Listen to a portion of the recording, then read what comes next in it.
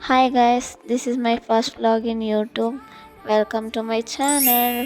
ಇವತ್ತು ನಾನು ನನ್ನ ಮಗ ರೆಡಿಯಾಗಿ ಫೈನಲಿ ರೀಚ್ ಆಗಿದ್ದೀವಿ ಶಿವಮೊಗ್ಗ ಬಸ್ ಸ್ಟಾಪ್. ಯಾಕೆ ಅಂದರೆ ನಾನು ಮಂತ್ರಾಲಯಕ್ಕೆ ಹೋಗಬೇಕು ಅಂತ ಬಹಳ ದಿವಸದಿಂದ ಪ್ಲ್ಯಾನ್ ನಡೀತಾ ಇತ್ತು. ಬಟ್ ಎವ್ರಿ ಟೈಮ್ ಏನೋ ಪೋಸ್ಟ್ಪೋನು ಅದು ಇದು ಅವ್ರು ಬರ್ತಾರೆ ಇವ್ರು ಬರ್ತಾರೆ ಸಮಥಿಂಗ್ ಏನೇನೋ ಆಗಿ ಪ್ರತಿ ಸತಿ ಪೋಸ್ಟ್ಪೋನ್ ಆಗ್ತಾಯಿತ್ತು. ಫೈನಲಿ ನಾವಿವತ್ತು ಶಿವಮೊಗ್ಗ ಬಸ್ ಸ್ಟಾಪ್ ರೀಚ್ ಆಗಿದ್ದೀವಿ. ಇಲ್ಲಿಂದ ಮಂತ್ರಾಲಯಕ್ಕೆ ಡೈರೆಕ್ಟ್ ಗಾಡಿ ಇರೋದ್ರಿಂದ 3:30 to 4 o'clockವರೆಗೂ ಇರುತ್ತೆ. ನಾವಿಬ್ಬರು ಅದೇ ಬಸ್ನಲ್ಲಿ ಹೋಗೋಣ ಅಂತ ವೆಯ್ಟ್ ಮಾಡ್ತಾಯಿದ್ವಿ. ನಮ್ಮಂತೇನು ತುಂಬ ಜನನೂ ಕೂತ್ಕೊಂಡು ವೆಯ್ಟ್ ಮಾಡ್ತಾಯಿದ್ರು ಬಸ್ಗೋಸ್ಕರ ಅಂತ.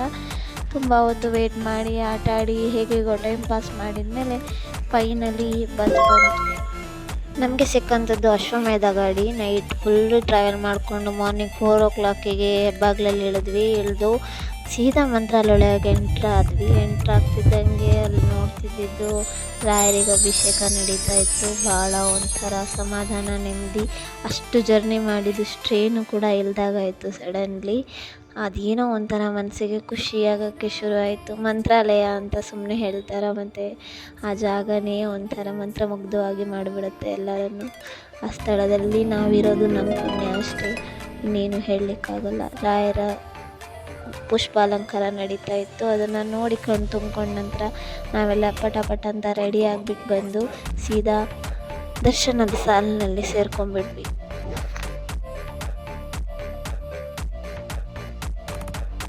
ಈ ಜರ್ನಿನಲ್ಲಿ ನಮಗೆ ನೆಕ್ಸ್ಟ್ ಜೊತೆಯಾಗಿದ್ದು ಭದ್ರಾವತಿಯ ಇಬ್ಬರು ಕ್ಯೂಟ್ ಟೀಚರ್ಸ್, ರಿಟೈರ್ಡ್ ಟೀಚರ್ಸ್. ಅವ್ರ ಜೊತೆಗೆ ನಮ್ಮ ಜರ್ನಿನ ಹೀಗೆ ಕಂಟಿನ್ಯೂ ಮಾಡ್ದೆ. ನಾವು ಸೀದಾ ಸರದಿ ಸಾಲಲ್ಲಿ ಸೇರ್ಕೊಳ್ಳಿಕ್ಕೆ ಅಂತೇಳಿ ಮಂತ್ರಾಲಯದ ಹೊರಗಡೆ ನಿಂತ್ಕೊಂಡ್ವಿ. ಸರದಿ ಸಾಲಿನಲ್ಲಿ ನಿಲ್ಲಬೇಕಿತ್ತು, ಬಟ್ ಏನು ದೇವಸ್ಥಾನದ ಮುಂಭಾಗದಿಂದ ಹೊರಗೆ ಹೋಗಲಿಕ್ಕೆ ಮನಸ್ಸಾಗ್ತಾ ಇರಲಿಲ್ಲ. ಪದೇ ಬಂದು ಹೆಬ್ಬಾಗ್ಲ ಹತ್ರ ನಿಂತ್ಕೊಂಡು ನೋಡೋದೇ ಒಂಥರ ಖುಷಿ ಆಗ್ತಾಯಿತ್ತು. ಆಮೇಲೆ ನಮ್ಮದು ದರ್ಶನ ಇದ್ದಿದ್ದು 7:30. ಯಾಕೆ ಅಂದರೆ ನಾವು ಸೇವೆದು ಒಂದು ಚೀಟಿ ತೊಗೊಂಡಿದ್ವಿ. ಆ ಚೀಟಿ ತೊಗೊಂಡು ಸೀದಾ ಆ ಟೈಮಿಂಗಿಗೆ ಹೋಗಬೇಕು. ಸೊ ನಾವು 7ಗೆ ಒಳಗೆ ಹೋಗೋಣ ಅಂತ ಸುಮ್ಮನೆ ನಿಂತ್ಕೊಂಡಿದ್ವಿ. ಆಮೇಲೆ ಸೀದಾ ಒಳಗೆ ಹೋಗ್ತಿದ್ದಾಗೇ ನಮಗೆ ಮಂತ್ರಾಕ್ಷತೆ ಎಲ್ಲ ಕೊಟ್ಟರು. ಮಂತ್ರಾಕ್ಷತೆ ತೀರ್ಥ ಕೊಟ್ಟ ತಕ್ಷಣ ನಾವು ಇನ್ನೇನು ಗರ್ಭಗುಡಿಯ ಹಿಂಭಾಗದ ಒಂದು ಲೈನ್ನಲ್ಲಿ ನಿಂತಿದ್ವಿ.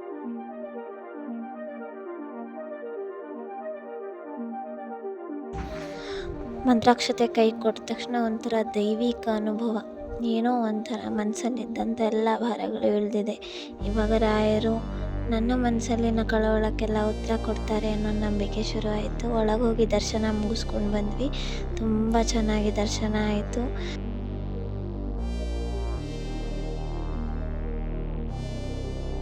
3-4 ವರ್ಷದಿಂದ ಸತತ ಪ್ರಯತ್ನ ಮಾಡ್ತಾಯಿದ್ದೆ ಮಂತ್ರಾಲಯಕ್ಕೆ ಬರಬೇಕು ಅಂತ. ಬಟ್ ಏನಾದರೂ ಒಂದು ಅಡಚಣೆಗಳು ಇರ್ತಾನೆ ಇರ್ತಿತ್ತು.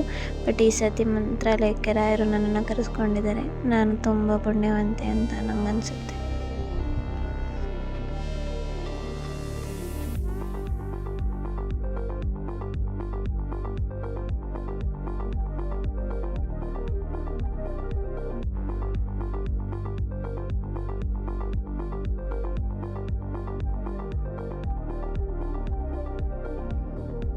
ಇದೆಲ್ಲ ಆಗಿ ಒಂದು ಸ್ವಲ್ಪ ಟೈಮ್ ಆಗಿತ್ತು. ನನ್ನ ಮಗನಿಗೆ ನಿದ್ದೆ ಮಾತ್ರ ಭಾಳ ಕಾಡ್ತಾಯಿತ್ತು. ನಿದ್ದೆ ಕಮ್ಮಿ ಆಗಿಬಿಟ್ಟಿದೆ, ಅವನಿಗೆ ಸಾಕಾಗ್ತಾ ಇರಲಿಲ್ಲ.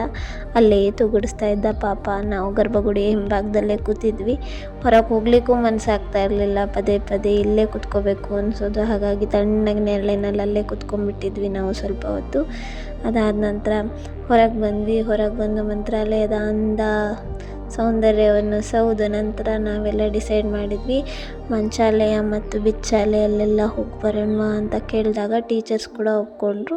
ಹಾಗಾಗಿ ನಾವೆಲ್ಲ ಆಟೋದವ್ರನ್ನ ಸ್ವಲ್ಪ ಕಾಂಟ್ಯಾಕ್ಟ್ ಮಾಡಿ ಏನು ಅಂತ ಎಲ್ಲ ತಿಳ್ಕೊಂಡ್ವಿ. ನಂತರ ನಮ್ಮ ಬ್ಯಾಗ್ಸ್ ಎಲ್ಲ ಲಗೇಜ್ ರೂಮಲ್ಲಿ ಇಟ್ಟು ಸೀದಾ ನಾವು ಹೊರಟಿದ್ದು ಬಿಚ್ಚಾಲೆ ಮತ್ತು ಮಂಚಾಲಯಕ್ಕೆ. ಅಲ್ಲಿದ್ದ ಹಸುಗಳು ಅಷ್ಟೇ ಫ್ರೆಂಡ್ಲಿ ಇದ್ವು ಕಣ್ರಿ. ಏನು ನಮ್ಮೂರಲ್ಲಿ ಯಾವ್ದಾರ ಹಸು ಇದ್ದರೆ ಅಷ್ಟೊಂದು ಫ್ರೆಂಡ್ಲಿ ಇರ್ತಾವೋ ಇಲ್ವೋ ಗೊತ್ತಿಲ್ಲ. ನನ್ನ ಮಗ ಸದಾ ಮುಟ್ತಾ ಇದ್ದ, ಬಟ್ ಏನೂ ಮಾಡ್ತಾ ಇರಲಿಲ್ಲ. ಕರು ಸುಮ್ಮನೆ ನಿಂತ್ಕೊಂಡಿತ್ತು. ನನಗಂತೂ ಭಾಳ ಖುಷಿ ಆಯಿತು. ಆ ಜಾಗನೇ ಒಂಥರ ಖುಷಿ ಕೊಡ್ತಾಯಿತ್ತು. ನನ್ನ ಜೊತೆ ಇದ್ದಂಥ ಮೇಡಮ್ಗಳು ನಾವು ಎಲ್ಲ ಡಿಸೈಡ್ ಮಾಡಿ ಆಟೋ ಮಾಡಿದ್ವಿ. ಆಟೋದಲ್ಲಿ ಬಿಚ್ಚಾಲೆ ಮತ್ತು ಪಂಚಮುಖಿ ಆಂಜನೇಯ, ಅಭಯ ಆಂಜನೇಯ ಎಲ್ಲ ನೋಡ್ಕೊಂಬರೋಣ ಅಂತ ಡಿಸೈಡ್ ಮಾಡಿದ್ವಿ.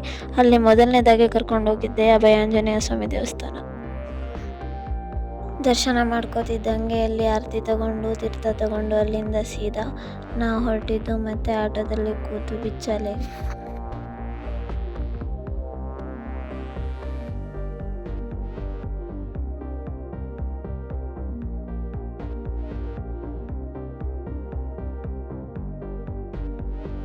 ಪಿಚ್ಚಾಲೆ ಎಂಟರ್ ಆಗ್ತಿದ್ದಂಗೆ ಆ ದೇವಸ್ಥಾನ ಪಕ್ಕದಲ್ಲಿ ಹರಿತಾ ಇದ್ದ ನಮ್ಮ ತುಂಗಭದ್ರಾ ನದಿ ನೋಡಿ ಏನೋ ಒಂಥರ ಮನಸ್ಸಿಗೆ ಸಮಾಧಾನ ಶುರು ಆಯಿತು.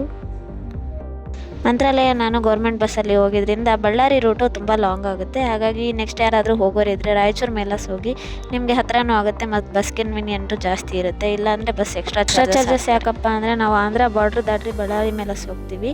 ಹಾಗಾಗಿ ರಾಯಚೂರು ಮೇಲಸ್ ಹೋಗಿ. ಇಲ್ಲಿರ್ತಕ್ಕಂಥ ಏಕಶಿಲಾ ಬೃಂದಾವನ ಮತ್ತು ದೇವಸ್ಥಾನದ ದರ್ಶನ ಆದ ನಂತರ ಇಲ್ಲಿ ನಮ್ಮ ಕಣ್ಣಿಗೆ ಸ್ಪಾಟ್ ಆಗಿದ್ದ ಕ್ಯೂಟೀಸ್. ಈ ಕ್ಯೂಟೀಸ್ಗಳನ್ನ ನೋಡಲಿಕ್ಕೆ ನಾನು ಅಲ್ಲಿಂದ ಈಚೆ ಎಲ್ಲರಿಗೂ ಸಪ್ರೇಟ್ ಬಿಟ್ಟು ಓಡಿ ಬಂದು ನಿಂತ್ಕೊಂಡು ನೋಡ್ತಾ ಇದ್ದೆ. ಎಷ್ಟು ಎಂಜಾಯ್ ಮಾಡ್ತಿದ್ದಾವೆ ಅಂದರೆ ಅವು ನಿಜವಾಗ್ಲೂ ಅವುಗಳ ಥರ ಜೀವನ ನಮ್ದು ಇರಬಾರ್ದಿತ್ತ ಅನ್ನಿಸುತ್ತೆ. ಎಷ್ಟು ಚಂದದ ಜೀವನ ಅಲ್ವಾ. ನೋಡಿ ಎಷ್ಟು ಎಂಜಾಯ್ ಮಾಡ್ತಾ ಇದೆ ಅದಂತೂ. ಪುಟಾಣಿಗಳು, ಹೈ ಕ್ಯೂಟೀಸ್.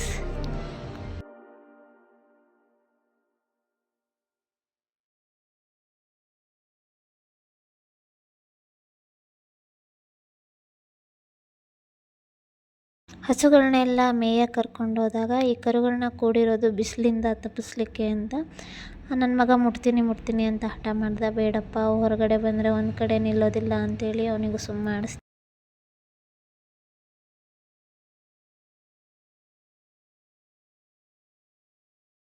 ಈ ಪ್ರಾಣಿಗಳನ್ನ ನೋಡಿದ್ರೆ ನನಗದೇನೋ ಒಂಥರ ಸೆಳ್ತಾ ಓಡಿಬಿಡ್ತೀನಿ. ಮನುಷ್ಯರಿಗಿಂತ ಜಾಸ್ತಿ ಅವುಗಳ ಜೊತೆ ಫ್ರೆಂಡ್ಶಿಪ್ ಮಾಡೋದ್ರಲ್ಲೇ ನನಗೆ ಖುಷಿ ಜಾಸ್ತಿ. ಫಸ್ಟು ಅವುಗಳೇ ಕಾಣಿಸೋದು ನನಗೆ. ಪುಟಾಣಿ ನಾಯಿ ಮರಿಗಳು, ಕರುಗಳು, ಹಸುಗಳು ಅಂತವೇ ಕಾಣೋದು ಜಾಸ್ತಿ.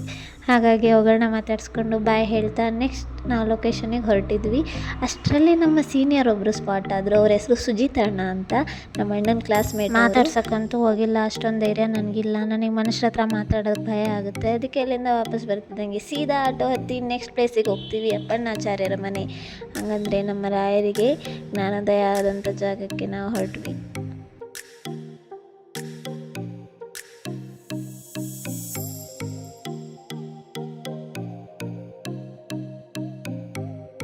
ಈ ಮನೆ ಸುಮಾರು ಒಂದು 10 ತಲೆಮಾರು ಹಳೆ ಮನೆ ಇರ್ಬೋದು.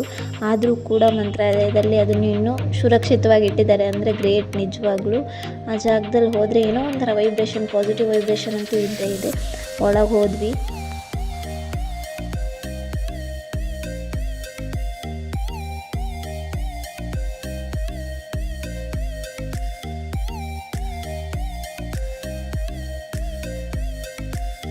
ಆ ಮನೆಯಲ್ಲಿ ರಾಯರ್ ಸಂಬಂಧವಾಗಿರ್ತಕ್ಕಂಥ ಎಲ್ಲ ಪುಸ್ತಕಗಳು ಇದ್ದಾವೆ.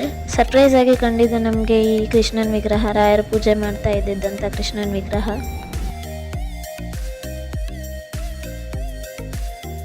ಮತ್ತು ಅಪ್ಪಣ್ಣಾಚಾರ್ಯರ ಮನೆಯಲ್ಲಿ ಉದ್ಭವ ಮೂರ್ತಿಯಾದ ಆಂಜನೇಯ ಕೂಡ ಇದ್ದಾನೆ. ಅಲ್ಲಿ ತೆಂಗಿನಕಾಯಿಯ ಒಂದು ಸಂಕಲ್ಪವನ್ನು ಮಾಡ್ತಾರೆ ಜನ. ಮನೆಯ ಸುತ್ತ, ಅಂದರೆ ತೊಟ್ಟಿ ಮನೆ ಇರೋದು, ಅದ್ರ ಸುತ್ತ ಭಾಗ ರಾಯರ ಎಲ್ಲ ಹಿಸ್ಟೋರಿಕಲ್ ಫೋಟೋಸ್ಗಳನ್ನು ಹಾಕಿದ್ದಾರೆ. ಅವರ ಇತಿಹಾಸವನ್ನು ತಿಳಿಸ್ತಕ್ಕಂಥ ಪ್ರತಿಯೊಂದು ಫೋಟೋನು ಹಾಕಿದ್ದಾರೆ. ಅದೆಲ್ಲದನ್ನು ನೋಡಿ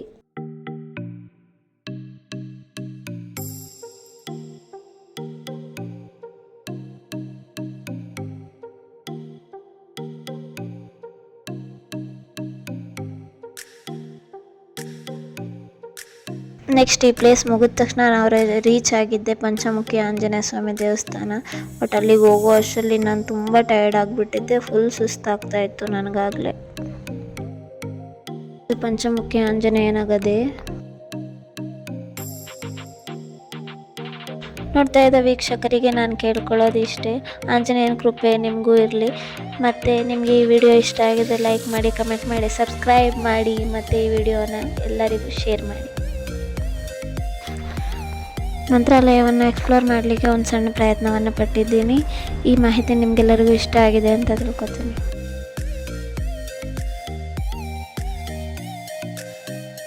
ಗುರುವಾರ ಆಗಿದ್ದರಿಂದ ಈ ದೇವಸ್ಥಾನದಲ್ಲಂತೂ ವಿಪರೀತ ರಶ್ ಅಂದರೆ ರಶ್ ಇತ್ತು. ಹೇಗೆಗೋ ಮಾಡಿ ಒಳಗೆ ಹೋಗಿ ದರ್ಶನ ಮಾಡ್ಕೊಂಡು ಬಂದ್ವಿ ಫೈನಲಿ. ಆಂಜನೇಯಂಗೆ ಟಾಟಾ ಹೇಳ್ತಾ ನಾನು ಅಲ್ಲಿಂದ ಹೊರಟಿದ್ದು ಮಂತ್ರಾಲಯದ ಭೋಜನ ಮಂದಿರಕ್ಕೆ. ಅಲ್ಲಿಂದ ಊಟ ಮಾಡಿ ನಾನು ಲಗೇಜ್ ಎಲ್ಲ ತೆಕ್ಕೊಂಡು ನಾವಲ್ಲಿಂದ ಮಂತ್ರಾಲಯಕ್ಕೆ ಸೈನಿಂಗ್ ಆಫ್ ಮಾಡ್ತಾಯಿದ್ದೀವಿ. ಮೊದಲನೇ ವ್ಲಾಗ್ ಆಗಿರೋದ್ರಿಂದ ನನ್ನಿಂದ ಏನಾದರೂ ಮಿಸ್ಟೇಕ್ಸ್ ಆಗಿದ್ದರೆ ನಾನು ಕಲೀಲಿಕ್ಕೆ ಇಷ್ಟಪಡ್ತೀನಿ. ಕಮೆಂಟ್ ಬಾಕ್ಸ್ನಲ್ಲಿ ನನಗೆ ತಿಳಿಸಿಕೊಡಿ. Thank you so much. Thanks for watching.